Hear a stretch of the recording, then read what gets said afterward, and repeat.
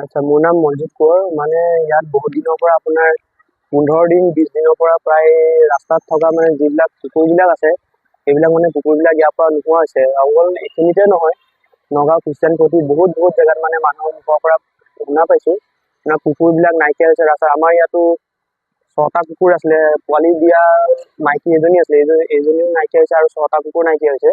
পিছত আকৌ আমি এসপ্তাহ পিছত এটা কুকুৰ আনিছোঁ, সেই কুকুৰটো মানে নাইকিয়া হৈছে। এতিয়া কোনে নিছে, কিয় নিছে, এইটো মানে অলপ চাব লাগে ফৰেষ্ট ডিপাৰ্টমেণ্টে আৰু আৰক্ষী প্ৰশাসনে।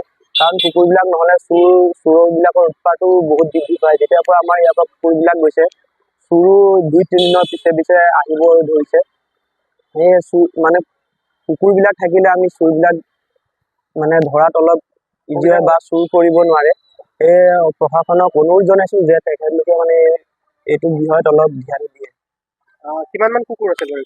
এতিয়া এটা কুকুৰ নাই, টোটেল 6টা আছিলে, 6টা নিলে। ইয়াৰ ৰাস্তাৰে কুকুৰ হয়, সিহঁতৰ পৰা আমাৰ বহুত সুবিধা হয় ৰাতি, কাৰণ নহ'লে এইখিনি জেগা চিন্তা হৈ যায়, বহুত বিপদ হয়, চুৰ আহিয়ে থাকে 2-3 দিনৰ পিছে।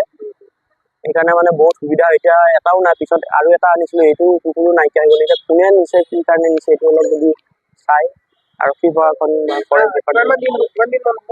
প্ৰায় 10 দিন ওপৰ হৈছে।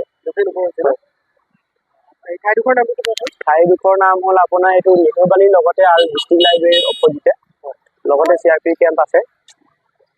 নেহেৰুবালি হয়, নেহেৰুবালি পাৰ্কৰে হয়, পাৰ্কৰ বাহিৰতে থাকে, কিন্তু ৰাস্তাত থাকে। সেই অলপ প্ৰশাসনক অনুৰোধ জনাইছোঁ, তেওঁলোকে এইটো বিষয় যাতে গুৰুত্ব দিয়ে।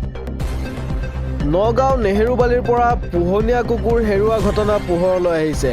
উল্লেখ্য যে যোৱা 10 দিনমানৰ পূৰ্বে ঠাইডোখৰৰ পৰা প্ৰায় 6টামান কুকুৰ হেৰুওৱা ঘটনা পোহৰলৈ আহিছে।